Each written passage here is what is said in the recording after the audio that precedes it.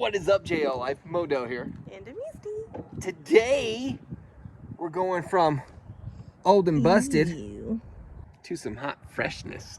Ooh, these.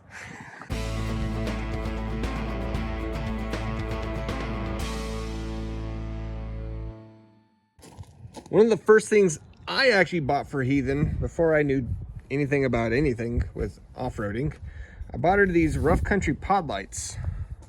And they suck. But, you know, whatever. They've existed on the Jeep, but we're finally getting rid of them. We're going to be putting instead Novsight pod lights.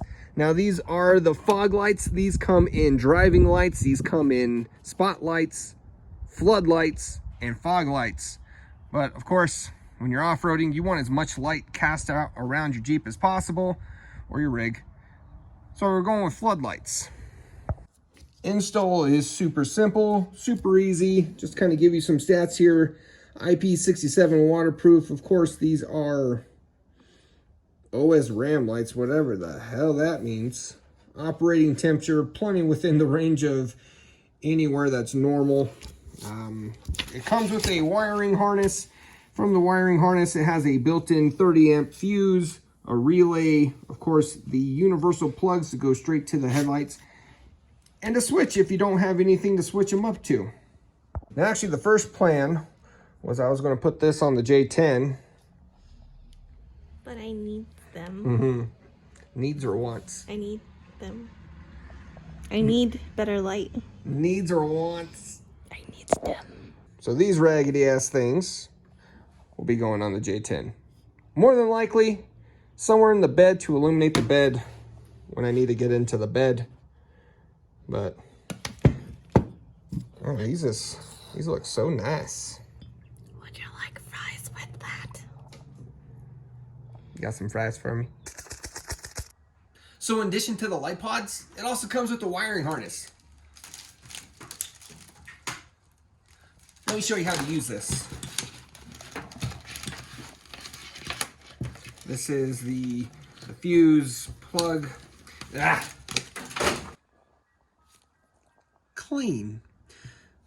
So the wiring harness is super simple, plug and play. Whether you have your own light switches or you don't, all what you got to hook up are the battery terminals to the negative and the positive. And of course, it comes with the weatherproof plugs for the light pods. And this is actually the standard for most light pods that you get. So if you already have light pods installed, which we already do on Heathen, you don't even have to rewire anything. You just got to plug them in. One thing I neglected to mention, on top of having the built-in relay, it has a built-in fuse for a 30 amp. Installing it is super easy. Outside of a switch system, straight to the battery. Get your negative to the negative, positive to the positive, and you just hit your button.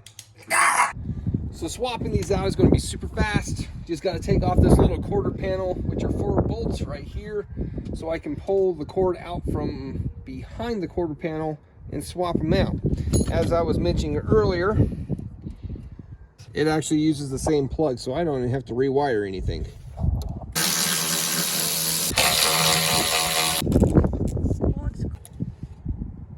Slide that out. Slide this out. Slide that out. So the bracket, super simple. Just make sure that the boomerang curve points to the back of the Jeep. But it's bolt, washer, lock washer. Put it inside of whatever it is you are mounting it to. Snug but not tight. So from here, just line up your hole. Of course, cinch that down. You will route your wire to the side through this little rubber stop and plug it into your wiring. Can you see what I'm doing? Yep. Like that. I don't clean Jeeps So this guy, just be mindful. It's right back. You know what I'm saying? Just careful not to scratch it. 1, 2, 3,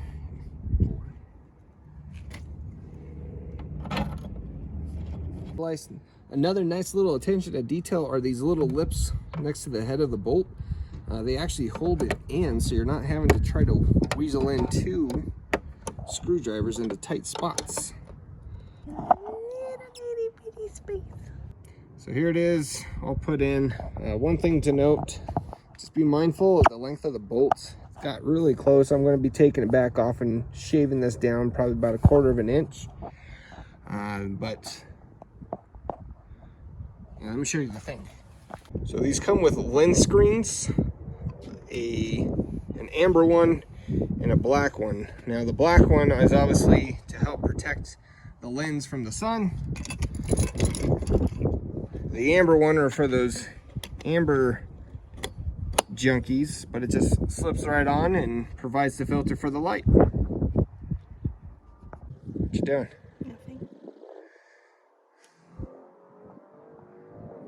Don't look at it. I'm gonna scare.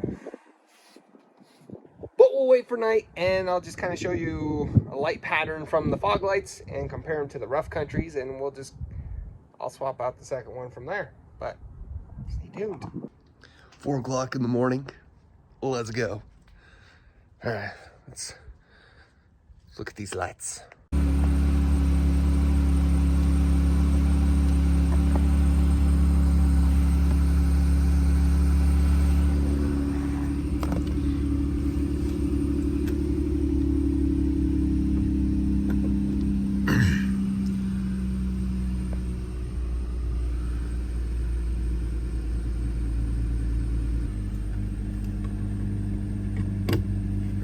So you may be wondering, why is it a selling point to have both amber and white lights? Well, the quick of it is the white light does a better job projecting the light out and just making things more visible. However, in times where it's snowing or dust is getting kicked up from the road or it's actually raining, the amber light is, of course, a softer light, so it doesn't reflect off of those things like the white light would, and the white light is more blinding and it's harder to see when you're using your auxiliary lights as compared to the amber. So having the ability to do both, I think that's pretty rad.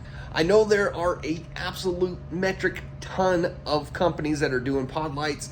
Wherever it is you decide to go, having floodlights on your off-road rig is important. Don't listen to what anyone says that lights aren't important, because they are.